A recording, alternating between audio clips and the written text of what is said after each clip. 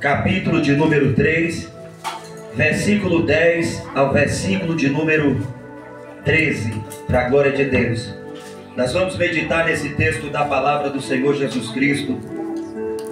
E eu creio que Deus vai falar conosco de forma poderosa, em nome de Jesus Cristo. Amém. Glória a Deus. Quem encontrou, diga amém. Amém. Diz assim a palavra de Deus: porém, o dia do Senhor virá como um ladrão.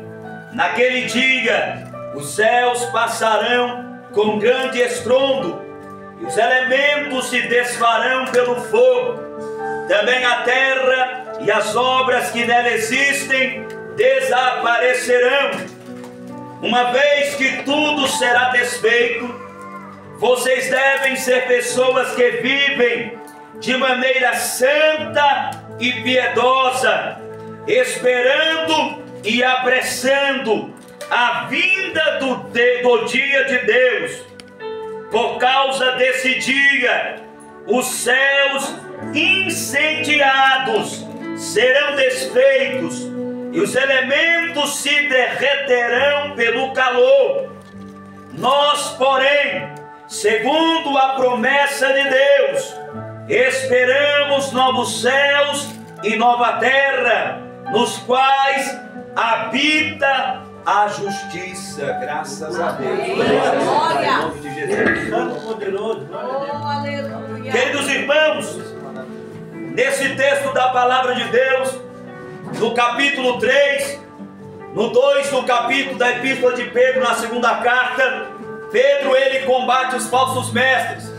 E aqui no capítulo de número 3, ele diz para os amados irmãos que esta era a segunda carta que ele escreveu aos irmãos, e procurando lembrá-los, trazer a lembrança, despertar a mente dele para esclarecê-los de que as palavras que foram ditas primeiro pelos santos profetas, e também se lembrarem dos santos mandamentos do Senhor e Salvador Jesus Cristo, que foram ensinados por intermédio dos apóstolos.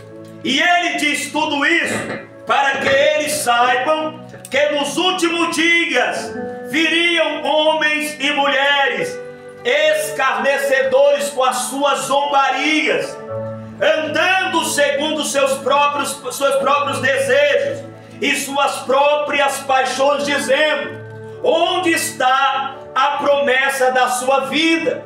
E segundo lugar, porque desde que os pais morreram, todas as coisas permanecem como desde o princípio da criação. Primeiro, escarnecendo, cadê a promessa da vida dele? Ele não veio até hoje. E as coisas permanecem desde o princípio da criação até hoje. Tudo permanece do mesmo jeito. E acontece que de propósito eles se esquecem que os céus, desde muito tempo, e que a terra surgiu através da água pela palavra. Pedro então diz que nós precisamos entender que os céus e a terra surgiram da água pela palavra de Deus. O Deus que criou tudo, na hora que Ele quiser, Ele também pode acabar com tudo, porque a esse Deus pertence todo o poder e toda a autoridade. Aí ele diz que também, na época de Noé, quando eles estavam despercebidos, veio o dilúvio e consumiu, destruiu todos. No verso 7, ele diz que pela mesma palavra, os céus e a terra que agora existem têm sido guardados, reservados para o fogo, estando reservados para o dia do juízo e da destruição dos ímpios. E ele diz que Deus é eterno. Deus não tem princípio de dias, nem fim de dias. Deus, Ele trabalha no tempo, mas Ele não é limitado pelo tempo, porque Deus é criador de tudo. E Ele diz que um dia para Deus é como 1000 anos, e 1000 anos para Deus é como um dia. E então ele diz que Deus não voltou porque ele tem um propósito da sua longanimidade, paciência, de alcançar os escolhidos que ele tem nos 4 cantos da terra, através da sua palavra. E se você crê, diga glória a Deus e aleluia. E no verso 10 ele diz que o dia do Senhor vem como ladrão, vai ser inesperado. Ladrão não marca a hora de vir, acontece no momento que você menos espera. E Jesus está te dizendo que o dia do Senhor virá como um ladrão. E ele diz que naquele dia os céus passarão com grande estrondo e os elementos se desfarão pelo fogo. Também a terra e as obras que nela existem desaparecerão. A Bíblia está dizendo que Deus vai destruir no dia do Senhor os céus e a terra pelo fogo.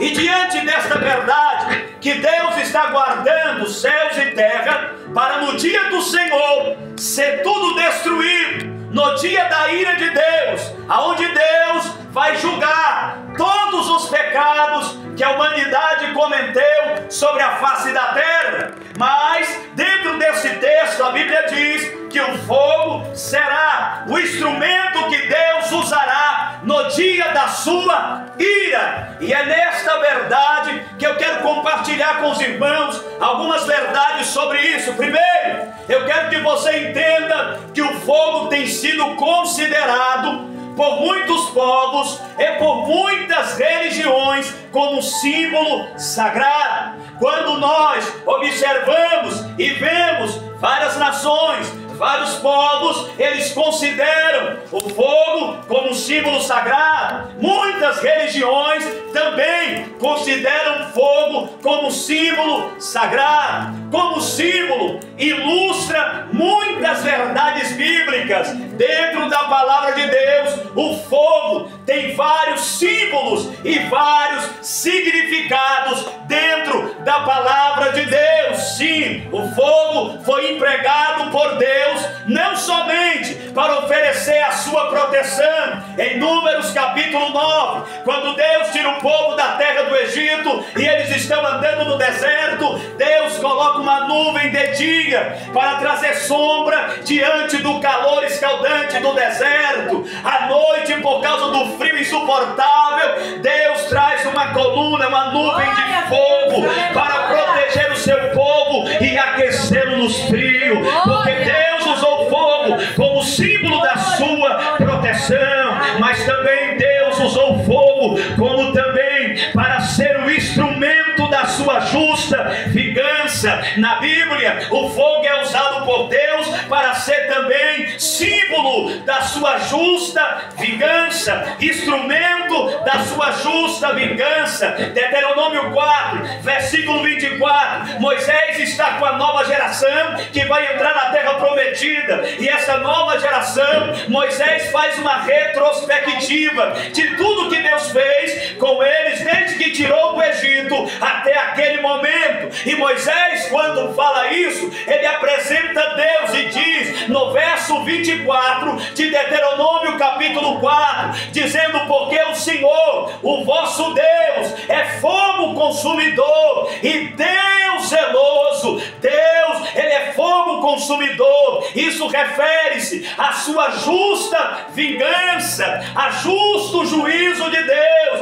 Deus é fogo consumidor. O escritor aos Hebreus, no capítulo 12, no versículo de número 28 e 29, mas antes ele diz acerca da lei de Moisés e de como Deus revelou no monte com a sua glória, e depois ele mostra que nós agora estamos numa nova aliança do sangue de Cristo, e ali ele diz que nós estamos dentro de um reino que não pode ser inabalável. Ele diz no verso de número 28, nós estamos agora no reino inabalável. Os reinos da terra, os governos da terra, eles podem ser abalados, mas o reino de Deus, o reino dos céus, ele não pode ser inabalável, ele não pode ser abalado, ele é inabalável. Pode passar os tempos, meses, anos,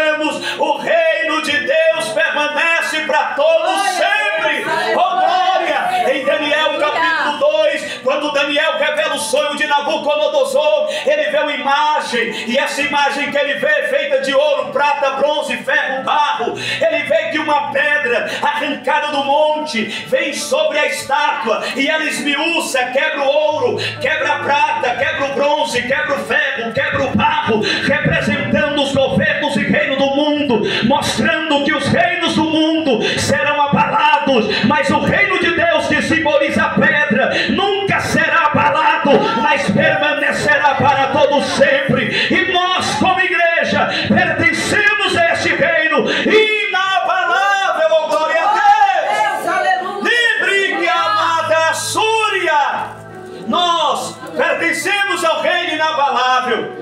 Por isso devemos reter a graça de Deus, sermos agradecidos por graça de Cristo ter nos alcançado. E essa graça nos alcançou para que venhamos viver de modo agradável a Deus, reverente e com temor. Sabe por quê? Porque o nosso Deus é um fogo consumidor. Sabe por que nós devemos servir a Deus de forma agradável, reverente, com temor? Porque existe uma graça que nos alcançou e nos separou do pecado e separou para Deus, e nos dá graça e poder e autoridade para vivermos uma vida que agrada a Deus, uma vida com reverência a Deus, uma vida com temor a Deus e a sua palavra. Porque o nosso Deus, ele é fogo consumidor, e a balança de Deus, ela é precisa, fiel e verdadeira. Glória a Deus. Mas também o fogo foi empregado por Deus como símbolo do Espírito Santo. Isaías profetiza a vinda do renovo, e essa vinda em Isaías 4, verso 2, é uma referência a nosso Senhor e Salvador Jesus Cristo. E no verso de número 4 ele diz que esse renovo Jesus, ele vai limpar e purificar as filhas de Jerusalém, e o sangue de Jerusalém com o Espírito purificador e o Espírito de justiça. Isso é uma referência ao derramamento do Espírito Santo. A Bíblia diz que, cumprindo-se o dia de Pentecostes, estavam todos reunidos no mesmo lugar, e de repente veio como o som de um vento veemente e impetuoso, e encheu o lugar onde a igreja estava reunida. E quando 120 crentes viram aquilo, a Bíblia diz que línguas como que de fogo pousaram sobre cada um deles, e eles começaram a falar em outras línguas, conforme o Espírito de Deus concedia que eles falassem, e todos foram cheios do Espírito de Deus. Todos foram cheios do Espírito de Deus. Deus ainda enche a sua igreja, Deus ainda enche o seu povo, Deus ainda derrama o Espírito de Deus. Oh glória!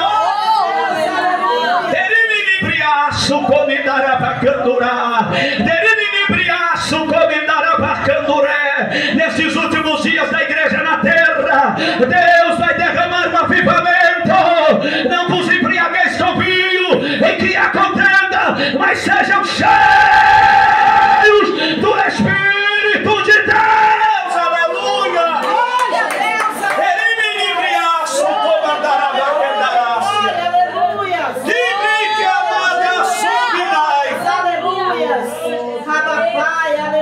O Espírito de Deus é simbolizado pelo fogo também na Bíblia Sagrada.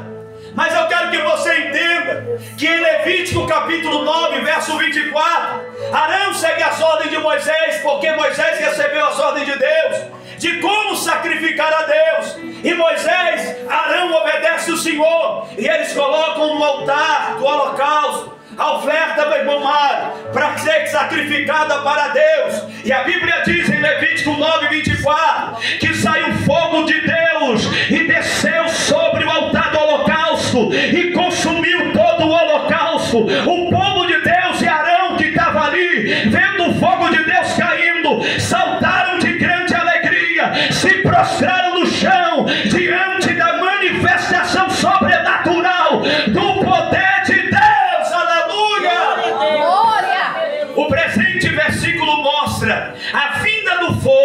com a finalidade de consumir o sacrifício sobre o altar, já que todas as ofertas queimadas tinham que ser consumidas pelo fogo. Levítico capítulo 6, verso de número 8 a 12.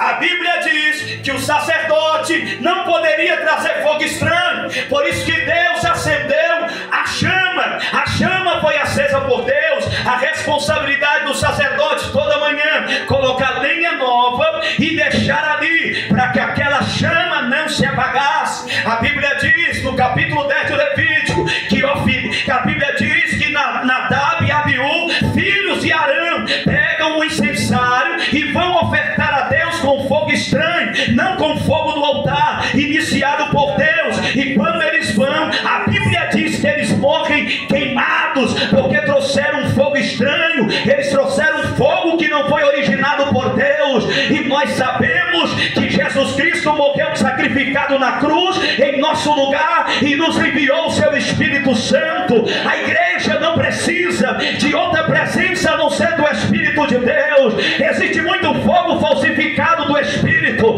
pessoas dizendo que tem a presença de Deus, mas é meninice, é carne, até muitas vezes é influência demoníaca, porque o fogo de Deus, ele é diferente, e o fogo de Deus é mantido por uma vida que anda na palavra de Deus, com vigilância e santificação. E aonde tem isso, o fogo de Deus está presente e aceso até chegar no céu. E se você acredita, levante a mão esta noite e diga glória a Deus e aleluia.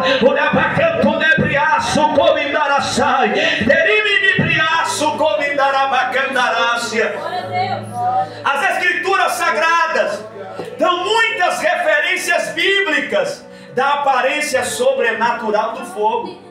Quando nós vemos a Bíblia Sagrada, ela nos dá referências bíblicas, muitas, da aparência sobrenatural do fogo. Eu vou dizer apenas 3. A Bíblia diz em Êxodo capítulo 3, que Moisés, durante 40 anos, pastoreando as ovelhas de Jetro, ele vai para perto do Monte Sinai. E neste dia algo é diferente. Ele olha para o monte, uma sarça está queimando, e a sarça não se consome. Moisés diz: eu vou lá olhar, eu vou ver porque essa sarça pega fogo e não está se consumindo. Quando Moisés se aproxima até perto da sarça, ele ouve uma voz saindo de dentro da sarça. Deus, no meio da sarça, fala com Moisés: Moisés, eu sou o Deus de teus pais, eu sou o Deus de Abraão, eu sou o Deus de Isaac, eu sou o Deus de Jacó. Tira a sandália dos pés, porque o lugar que tu estás é terra santa. Tira a sandália dos pés, porque o lugar que tu estás é terra santa. Deus se manifestou a Moisés na sarça, no meio da chama de fogo. Lá estava Deus falando com Moisés, lá estava Deus se revelando para Moisés. Glória a Deus, aleluia. Quando Deus vai dar lei para Moisés, em Deuteronômio 4, Moisés, na retrospectiva que ele faz, no verso 11 e no verso 36, ele diz que Deus estava no meio do fogo no Monte Sinai, e no meio do fogo Deus falava com o povo e revelava a sua grandeza. E o povo, quando via Deus falar, disse: não, Deus, fala Moisés conosco, não fala o Senhor. De tamanha grandeza e assombro era a manifestação de Deus por meio do fogo no Monte Sinai. E se você está entendendo, diga glória a Deus e aleluia. No Monte Carmelo, Elias marca um desafio com Acabe e manda ele chamar os profetas de Baal e de Azera. Elias manda eles fazer um sacrifício, invocar o seu Deus, e quem respondesse com fogo seria Deus. E a Bíblia diz que eles invocam, se retalham, clamam até a hora da oferta dos ofertas de manjares, e nada de ter resposta. Elias vem e pega o altar de Deus que está quebrado. O altar de Deus estava destruído, mostrando que o povo havia abandonado sua devoção a Deus, havia abandonado a sua busca para Deus. O altar estava quebrado.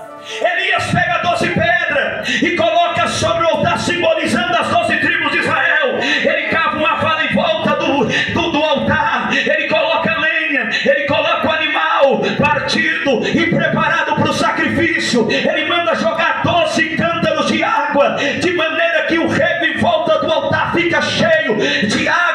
a oferta, a madeira e as pedras ficam encharcadas de água. Elias dobra o seu joelho no chão, levanta a sua mão para o céu e diz: Deus de Abraão, Deus de Isaac, Deus de Jacó, se eu estou fazendo isso aqui conforme o Senhor mandou, que o Senhor manda fogo do céu. 1 Reis capítulo 18 versículo 38. Deus ouviu a oração de Elias e mandou fogo do céu que consumiu o holocausto, a lenha, a pedra e ainda lambeu a água que estava no rego, de maneira que o povo, vendo o fogo de Deus, se prostrou com o rosto no chão e disse: só Deus é o Senhor, só Deus é o Senhor, só Deus é o Senhor, só Deus é o Senhor. Glória a Deus. Livre que amada subnéria, livre que amanto nebriaço, aparência sobrenatural do fogo. A Bíblia mostra Deus se manifestando através do fogo de forma sobrenatural.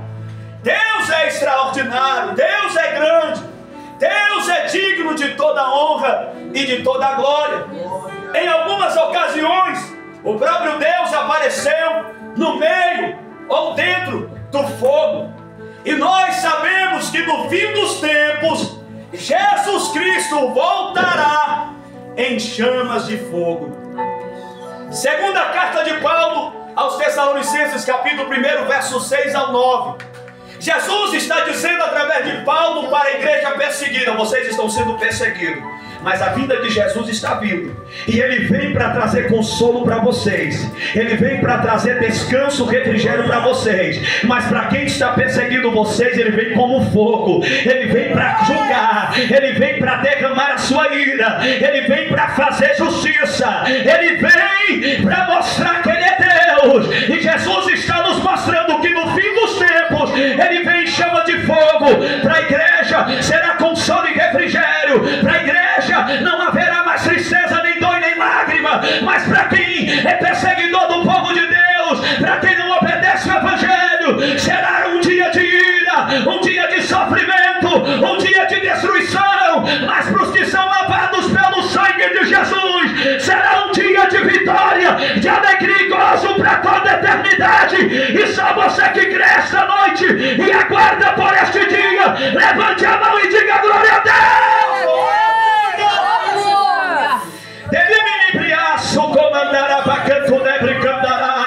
Eu estou aguardando este dia. Esse dia chegará. Aguenta mais um pouquinho. Ainda que você está sofrendo, nada do que você passa por aqui, as tribulações do tempo presente, não se comparam com a glória que vai ser revelada lá na eternidade.